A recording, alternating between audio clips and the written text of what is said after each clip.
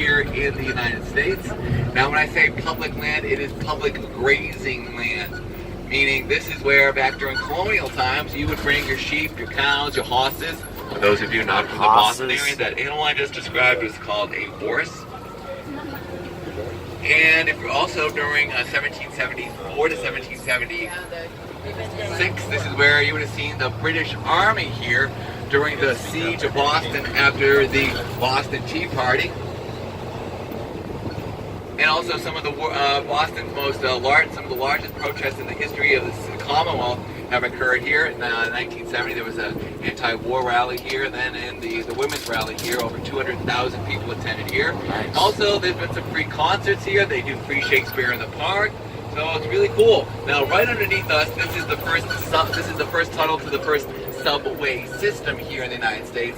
Now, if anyone's from New York, usually someone from New York will be like, wait a minute, we had the first subway. Correct. But yours didn't go anywhere. You showed the technology worked. So we had the first subway system. It was a network of, so it was Arlington Street, Boylston Street, and then finally up to Park Street. But when they were digging the tunnels here in 1897, they came across a rather grisly discovery. They came across skeletons, bones. Who do these bones belong to? They belong to British soldiers. Soldiers that had been wounded during the Battle of Bunker Hill. They were buried here, and when they were digging up the tunnels, they found all these skeletons, and then after that, they moved them to this third and final burial ground we're going to be going by in just a few moments. Now, that radio you hear is from Emerson College. The students are coming back, and if we got any students on board, well, welcome. Thank you for coming back to Boston. Make sure those U-Hauls do not go on the Starrow Drive. Thank you. Well, I was about to say the Longfellow Bridge. But Emerson College is a performing arts school. Some of the graduates from Emerson College are Dennis Leary, Jay Leno, and Henry Winkler, the Fawns.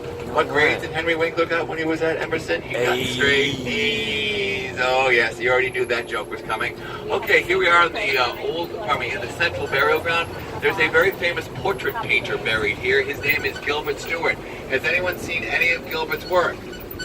No. Actually, every time you look at a U.S. $1 bill, that portrait of George Washington was painted by Gilbert Stuart. He's buried in there where? We don't know. There's actually that marker that you see right where that gentleman's walking by.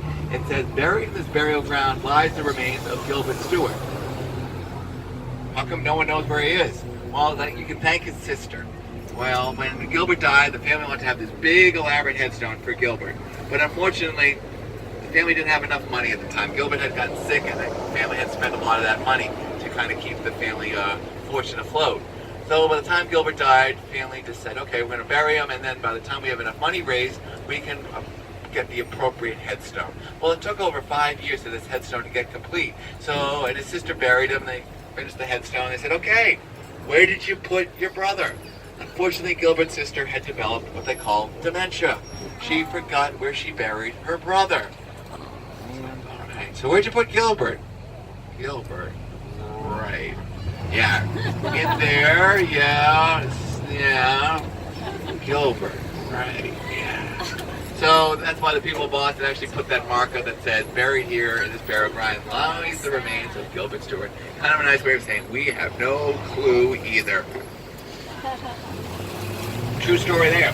Alright, now we're on Charles Street. Now Charles Street is the dividing line between Old Boston, New Boston. Now when I say Old Boston, I want to point out that everything you see on the right side is original Shaman Peninsula, and on which is what Boston was originally called, and on the left side, this is all made land, and this is a public garden, so this is where you'll find the swan boats, my friends.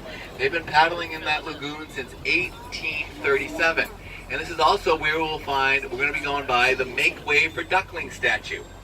So, alright, everyone keep a sharp eye out for Mrs. Mallard and her 8 rambunctious ducklings, Jack, Cack, Lack, Mack, Knack, Oack, Pack, and Quack.